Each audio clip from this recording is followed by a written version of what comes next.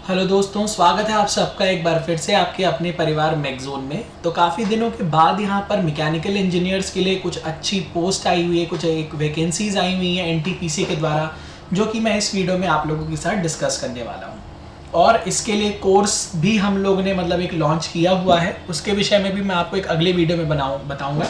तो इस वीडियो को पूरा अंत तक देखिएगा, सारी चीज़ें यहाँ पर डिस्कस हम लोग करेंगे कि क्या एलिजिबिलिटी है, क्या डिफरेंट रिक्वायरमेंट्स होंगी, कितनी पोस्ट हैं, कौन एलिजिबल है, क्या क्राइटेरिया है, सारी चीज़ें हम लोग इस वीडियो में अपने कवर करने वाले हैं। तो चलिए स्टार्ट करते हैं। तो देखिए यहाँ पर ये जो पोस्ट आई हुई है वो है हमारी एक्सपीरियंस्ड असिस्टेंट इंजीनियर्स की और एक्सपीरियंस असिस्टेंट केमिस्ट की। तो 200 जो है वो तो असिस्टेंट इंजीनियर्स के लिए है और जो 30 है वो हमारे असिस्टेंट केमिस्ट के लिए आई हुई है, ठीक है। और एनटीपीसी के डिफरेंट स्टेशन और प्रोजेक्ट्स के लिए यहाँ पर ये वैकेंसी को दिया गया है। अब बात आती है कि यहाँ पर क्वालिफिकेशन क्या होना चाहिए। तो देखिए, engineering degree in electrical, mechanical, electronics, instrumentation with minimum 60% marks from a recognized university public institute, ठीक है। Passing marks for SC ST PWD वाले कैंडिडेट्स का जो है कुछ क्राइटेरिया कभी कभी डिफरेंट भी हो जाता है। A candidate with the prescribed degree identified for the disciplines as given below can only apply in the respective discipline। तो आप जिस डिग्री होल्डर जिस भी डिग्री आपके पास है उसके अकॉर्डिंगली आप अपनी कैटेगरी में यहाँ पर अप्लाई कर सकते हो। इलेक्ट्रिकल हो गया, मैकेनिकल इंजीनियरिंग हो गया, इलेक्ट्रॉनिक्स हो गया, इंस्ट्रूमेंटेशन इंजीनियरिंग हो गया। यहाँ पर एक बहुत बड़ा इंपॉर्टेंट पॉइंट जो नोट करना है वो ये है कि मिनिमम 1 साल का आपको पोस्ट क्वालिफिकेशन एक्सपीरियंस चाहिए होगा, ठीक है। इसमें आपका ट्रेनिंग पीरियड नहीं जुड़ा होगा, ठीक है। एक्सक्लूडिंग ट्रेनिंग पीरियड यहाँ पर आपको एक्सपीरियंस चाहिए होगा 1 साल का। और ये होना चाहिए या तो ऑपरेशन में हो, मेंटेनेंस में हो, इरेक्शन में हो, कंस्ट्रक्शन में हो, इंजीनियरिंग इन थर्मल और गैस पावर प्लांट्स में, ठीक है। तो यहाँ पर ये एक बहुत ही इंपॉर्टेंट बात है जो कि ये पहले ही मेंशन कर दी गई है और मैंने आपको वीडियो में भी ये चीज़ बता दिया। फिर अपर एज लिमिट 30 ईयर्स दिया हुआ है। पे स्केल आपका दिया है 30,000 से लेके 1,20,000 तक का।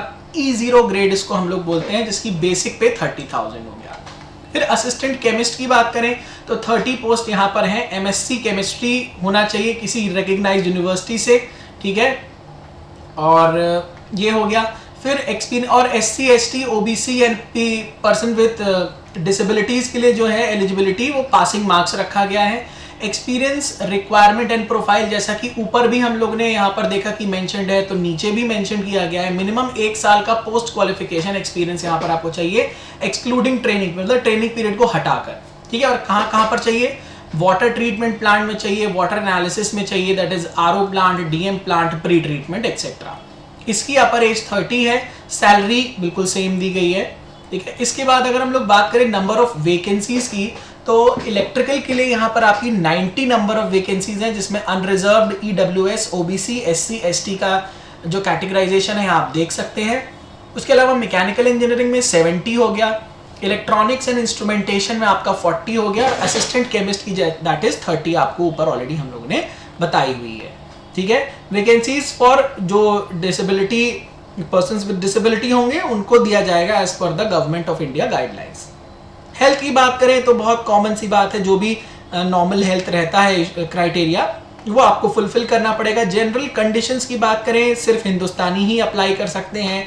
यूनिवर्सिटीज़ जो रिकग्नाइज्ड हो या इंस्टीट्यूशंस जो रिकग्नाइज्ड हो उन्हीं की डिग्री को मान्य माना जाएगा, ठीक है। एज और बाकी चीज़ों का कॉम्पिटिशन जो है वो लिया जाएगा last date of receipt of online application से, ठीक है। The date of declaration of result और बाकी जितनी भी है ये इस चीज़ में आपको एक बार ध्यान रखना पड़ेगा कि क्या डेट्स हैं, आपका रिजल्ट आपको कब मिल रहा है। Post qualification experience on a post या level shall be counted only from the said date onwards. तो ये सब छोटी छोटी बातें हैं जो कि बहुत इंपॉर्टेंट हैं, जिसका आपको ध्यान रखना है। इसके बाद हम लोग बात करते हैं candidates claiming to belong to any particular category. अगर आप हैं तो आपको अपनी कैटेगरी का रेलिवेंट सर्टिफिकेट होना चाहिए आपके पास। रिक्वायरमेंट के according company reserve the right to cancel भी या रिस्ट्रिक्ट, कर्टेल, एनलार्ज, मतलब नंबर ऑफ वैकेंसीज कैंसिल भी हो सकती हैं, कुछ घटाई भी बढ़ाई भी जा सकती हैं, डिपेंडिंग अपॉन दी सिचुएशन, जैसा भी रिक्वायरमेंट होगा। Posting shall be at any of the stations, projects, JV, subsidiaries of NTPC। All post are transferable at the sole discretion of management.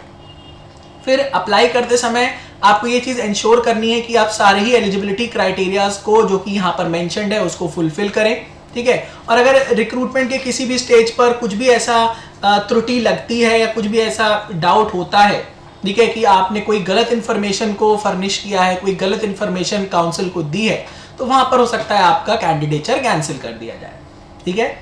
और the mere fact that the candidate has submitted application against the advertisement is apparently fulfilling the criteria as prescribed in the advertisement would not bestow on him or her the right to definitely called for। मतलब अगर आपने apply किया, इसका ये मतलब नहीं कि आप 100% वहां पे जाके इंटरव्यू या रिटन जो भी होगा वो दे दोगे, ठीक है। स्क्रीनिंग भी होती है इसके लिए। Any proceedings in respect of any matter of claim और डिस्प्यूट, जो भी है ये सब चीजें आपको पता ही है, कोर्ट हैंडल कर लेगा। In case any ambiguity dispute arises on account of interpretation in versions other than English, the English version will prevail। कभी कभी क्या होता है, कोई एक स्टेटमेंट है, किसी को किसी तरीके से इंटरप्रिटेशन उसका हो जाता है, तो हालांकि इंग्लिश वाले को ही फाइनल माना जाएगा। अप्लाई करने के लिए आपको क्या करना है, www.ntpccareers.net पर विजिट करना है, और वहां जब आप जाएंगे तो आप ऑनलाइन ही अप्लाई करेंगे। नो अदर मीन्स और mode of application shall be accepted, ठीक है। कैंडिडेट्स जो कि जनरल ईडब्ल्यूएस ओबीसी कैटेगरी के हैं, उनको एक नॉन रिफंडेबल रजिस्ट्रेशन अमाउंट 300 पे करना पड़ेगा, और हालांकि एससी एसटी पीडब्ल्यूडी जो कैंडिडेट्स हैं वो इससे उनको पे नहीं करना पड़ेगा, ठीक है। चलिए ये हो गया। फिर fee payment can be made either in online और ऑफलाइन मोड। ऑफलाइन मोड में भी आई थिंक रखा गया है।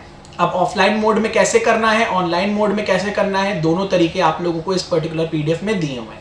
इंपॉर्टेंट डेट्स की बात करें दोस्तों, तो यहाँ पर ये जो शुरू हो चुका है ये 24 फरवरी से ऑलरेडी स्टार्ट हो चुका है। लास्ट डेट इसकी ऑनलाइन रजिस्ट्रेशन की आपकी 10 मार्च। तो आपने अगर अभी तक इसको अप्लाई नहीं किया है और अगर आप एलिजिबल हो तो जरूर इसको से अप्लाई कर दो, और अपने दोस्तों तक भी खबर पहुंचा देना भाई कि भाई जो भी इसके लिए एलिजिबल हो वो जरूर अप्लाई कर दे, ताकि लोगों को एटलीस्ट पता चल सके। और क्योंकि इस समय जॉब की बहुत ज़्यादा मारामारी है, बहुत ज़्यादा दिक्कत है, सबको जॉब चाहिए, तो एटलीस्ट किसी को तो जॉब मिल जाए जो ये क्राइटेरिया फुलफिल कर रहा है।